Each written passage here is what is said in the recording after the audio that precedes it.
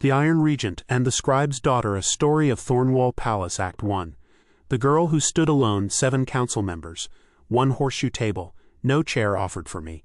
I was standing at the open end of the formation, and I knew exactly what that meant. I was meant to feel small. I didn't. We wish to formalize this arrangement, Lord Aldous said, leaning forward. A designation of personal shadow attendant. A recognized palace office. It would secure your continued presence in the regent's household indefinitely. He paused. Under the authority of this council. There it was. Not the regent. The council. I held the quiet the way my father taught me to hold difficult documents. Turn it over. Examine every edge. Find the place where the language serves a purpose other than the one it states. I am curious, Minister Crane, I said, which statute you intend to invoke for this designation. Something behind Crane's eyes instantly recalculated. The Household Service Codes as amended in the reign of. The Household Service Codes of the Fourth Reign specifically prohibit the involuntary assignment of any person to a designated personal service office, I said, without the express and informed consent of the person being assigned. Section 14, Provision 3. I paused. I looked it up this morning. Silence. We are prepared to offer significant compensation if the regent does not hold my contract, I said. Then you are not asking me to care for the regent. You are asking me to serve as the council's instrument for managing the regent. Through me. Without his knowledge or consent, I looked at them, each in turn, evenly. I wonder how he would feel about that if he knew. The silence this time was different. Tighter. The kind that comes when a room understands it has been completely seen. You are a hostage servant, Minister Crane said. His voice hardened. You do not have the standing to. I am a person named Alara Voss, I said. My father is accused of treason under a warrant that cites 3 instances of irregular correspondence, all of which were standard translation work, carried out at the request of the Crown's own diplomatic office. I can demonstrate this using the request forms still on file in the archive. My voice didn't shake. I have served faithfully for 17 days in a position that 3 previous attendants could not sustain. I have asked for nothing. I have demanded nothing. I looked directly at Crane. And I will not be bound not to this council, not to any office designed to make me a tool rather than a person without my consent. I was shaking slightly. I hadn't known I was going to say all of it, but it had been there. The room provided the conditions for it to surface. And then the door opened. I had braced myself for guards, for a warrant, for the quiet, irreversible kind of consequence that Thornwall specialized in delivering. I had not braced myself for him. Who walked through that door and what he said next completely changed everything I thought I understood about the Iron Regent. If you want to know what happened in that room, follow. The next act drops the answer, and drop a comment. Whose side are you on right now, mine, the council's? Or do you think I made a mistake? Act 2. The man who came without guards, he had not been announced. That was the thing people spoke of afterward. Not what was said. The sheer fact of his entrance. No ceremonial signals, no guards, no formal bearing. Kaelen Vosser had walked down from his tower in his working clothes, alone. He looked like a man who had walked through a door before he'd fully decided to. He looked more real than I had ever seen him. His gaze moved over the assembled ministers with the efficiency of a man reading a room and understanding it instantly. The configuration, the subject of discussion, my standing position at the open end of the horseshoe. He looked at me. Something moved through his expression, something I recognized. He said to the room, I heard from the gallery. Crane began. Your Grace, you want to bind her to a council-administered office, Kaelen said. His voice was very quiet. In my experience, that was when it was most dangerous. So that you have a conduit, into my tower, into my household, managed by you. For the stability of the regents, I am standing here, Kaelen said. I am entirely capable of determining what contributes to my own stability without the council's assistance. He looked at Crane. Directly, with the absolute, unblinking attention of a man who had survived 5 assassination attempts and was no longer remotely afraid of men in rooms. Section 9 of the Regent's Prerogative Codes, which I suspect you hoped I was too distracted to remember. Crane was very still. Kaelen turned to me. I had steeled myself for many things, not this. The way he looked at me, directly, with the careful attention of someone who has spent so long looking at the world sideways that looking straight at it was a deliberate act of will. Your contract with the Crown, he said, is dissolved, effective immediately. He glanced at the council. Her father's case will be reviewed within the fortnight. I'll be reviewing it personally. Someone at the far end of the table made a small sound. Crane's jaw tightened. You are free to leave, Kaelen said to me. The palace, the city if you wish. You are not a servant. You are not a hostage. You are not bound by anything. I looked at him. The room was very quiet. I would like, he said, and something changed in his voice right then, suddenly, unexpectedly, a crack in the official register, something underneath it that I recognized from 17 nights of building fires and reading aloud in the dark. To ask you something. He stopped. Started again. Not as the regent, not as your employer. Another pause. As myself. He asked me something then, something I had not expected. Something that told me everything about who he was underneath the iron. But to understand why his words hit me so hard, you need to understand what those 17 days actually looked like. Because the Iron Regent, the man who shattered windows and broke 3 attendants, asked me something in that room that he had never asked anyone. And I had one condition before I answered. But first, you need to see what I saw in those 17 nights. What I saw that the court never did follow. The next act takes you inside the tower. Tell me in the comments when he walked through that door alone, what did you feel? Because I'm still not sure I have a word for what I felt. Act 3. What the tower held. Let me tell you what the court didn't know. The Iron Regent slept in a chair. The great canopied bed in his chambers was perfectly made, stiff and formal as a diplomatic letter, never touched. The chair was turned toward the window, angled to see both the door and the room at once. That was where the real life was, a wool blanket kicked half off, a book face down on the arm, a cup of cold something that had been cold for hours. I came on a Tuesday, in the back of a covered cart that smelled like wet wool and horse, 23 years old. My father was sitting in the lower palace cells, accused of treason under a warrant I had read and parsed and found almost laughably thin. I had been given a choice, or rather, the performance of a choice. Serve in the palace for 1 year. Or join my father in the dark and wait for a tribunal that might never come. I chose the palace. I didn't know I was walking into the position that had already broken 3 people. A girl named Bryn told me on the steps. She handed me a folded apron and a ring with 3 keys. You're for the regent's tower, she said.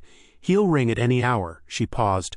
He rings a lot. What happened to the others? I asked. She calculated how much truth was kind. They're elsewhere now, she said. Mostly all right, mostly. I took the keys. I had my father's steady hands and my mother's stubborn mouth. I grew up in a house that believed most rage had a reason underneath it if you were patient enough to look. I was afraid. I would have been a fool not to be afraid, but fear and will have a complicated relationship. I had always been better at will. The first week was a lesson in navigating a storm. He didn't rage at me directly. Not at first. The outbursts came sideways.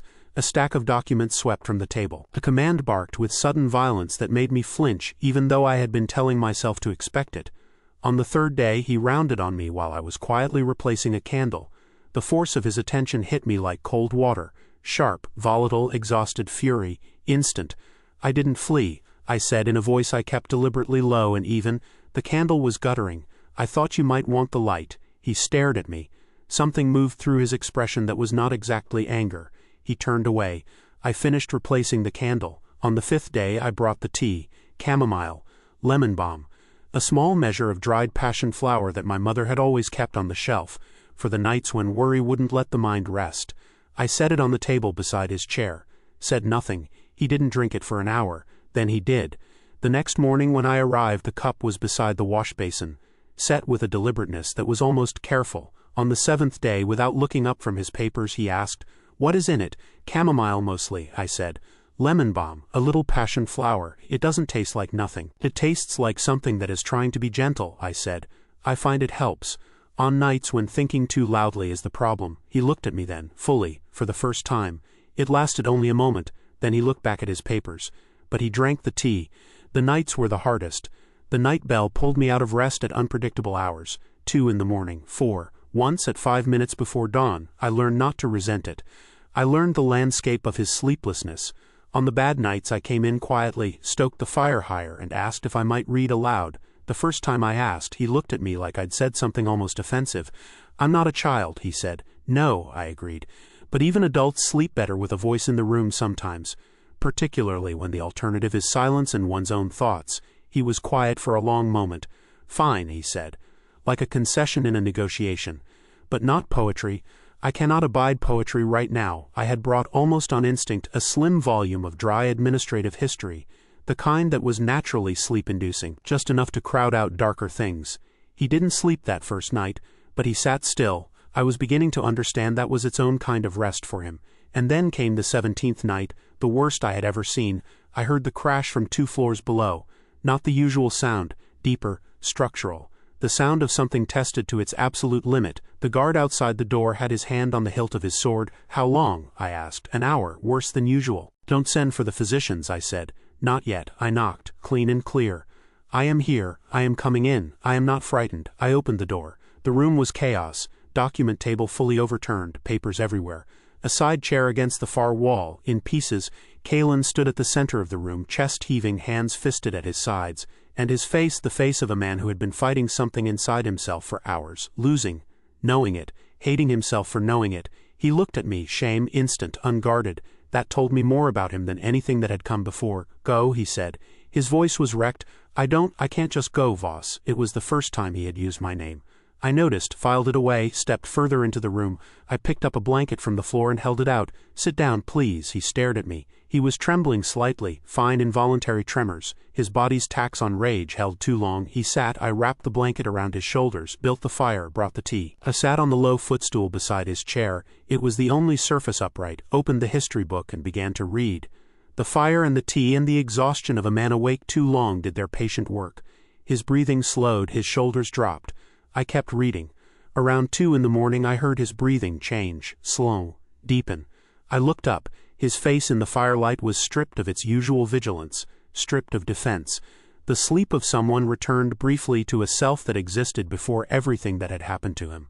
I wasn't entirely sure when I stopped reading. I wasn't entirely sure when I leaned my head against the arm of his chair. I was very tired. The fire was warm. My body decided without consulting me that it was done. I fell asleep, and when I woke, the room was full of people. What those people saw when they walked into that room, and what they decided to do with it, was the thing that set everything in motion. What they planned for me was something I never saw coming, follow. The next act reveals the trap they set, and the one thing they didn't account for. I want to know in the comments, did you see the council's move coming? Because I genuinely didn't. Not until I was already standing in that room. Act 4. The trap inside the offer. I woke to voices, quiet voices, hushed with deliberate care. I was still leaning against the arm of Kaelen's chair.